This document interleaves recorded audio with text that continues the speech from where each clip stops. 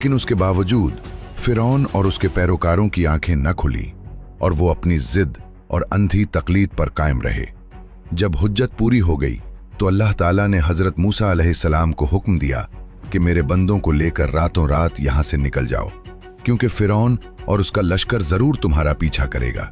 चुनाचे हजरत मूसा अलैहिस्सलाम ने बनी इसराइल को जमा किया तो उन्हें हजरत यूसुफ अलैहिस्सलाम की वो वसीयत याद आ गई कि जब तुम मिस्र से निकलो तो मेरी मैयत भी अपने साथ ले जाना।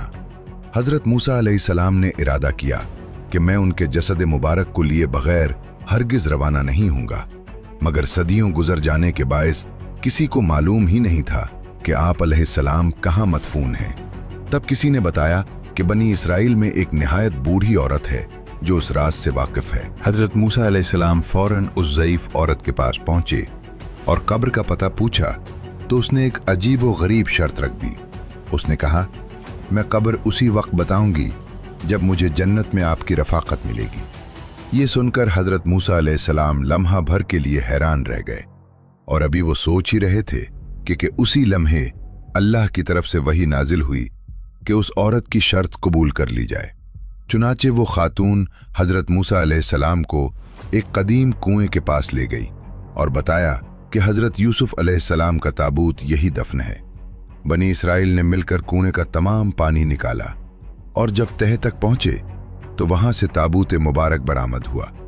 यूं उस अजीम अमानत को अपने साथ लेकर वो मिस्र से रवाना हो गए।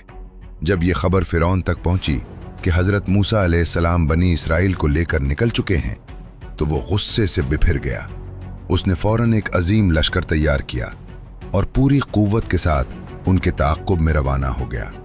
इधर हजरत मूसा अलैहिस्सलाम अपनी कौम को लेकर आगे बढ़ रहे थे कि अचानक उनके सामने ठाठे मारता हुआ समंदर आ गया और पीछे मौत बनकर उन पर टूट पड़ता फिरौन का अजीम लश्कर।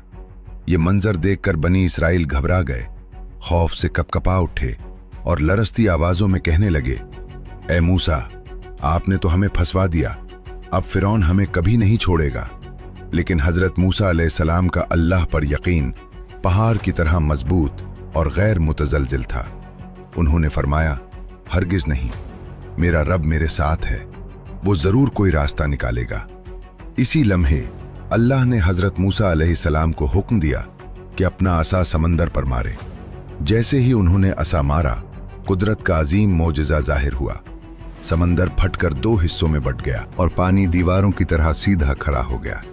बनी इसराइल ये मंजर देखकर हैरान रह गए और फौरन उस खुश्क रास्ते से गुजरने लगे। इधर फिरौन ने भी गुरूर में आकर अपनी फौज को समंदर में दाखिल होने का हुक्म दे दिया। उसे ज़म था कि वो भी पार हो जाएगा, लेकिन जैसे ही बनी इसराइल का आखिरी शख्स दूसरी तरफ पहुंचा, समंदर दोबारा अपनी असल हालत में आने लगा। जब फिरौन ने पानी को लहरों की सूरत में अपने ऊपर गिरता देखा तो उसे यकीन हो गया कि मौत सामने खड़ी है। वो घबरा कर चीखने लगा, मैं मूसा के रब पर ईमान लाता हूं। मगर अब बहुत देर हो चुकी थी। तौबा का वक्त खत्म हो चुका था और वो अपने तकब्बुर के साथ समंदर की लहरों में गर्क हो गया। फिरौन, तुम नादानों जैसी बातें कर रहे हो, शिर्क करने वाले तो यकीनन बर्बाद होने वाले हैं। फिरौन के अंजाम के बाद जब बनी इसराइल आगे बढ़े तो उन्होंने हैरानकुन मुतालबा कर दिया और हजरत मूसा अलैहिस्सलाम से कहने लगे, ए मूसा, हमारे लिए भी कोई ऐसा बुत बना दे। उन्होंने कहा, जिसकी हम इबादत कर सकें। ये सुनकर हजरत मूसा अलैहिस्सलाम शदीद रंजीदा हुए।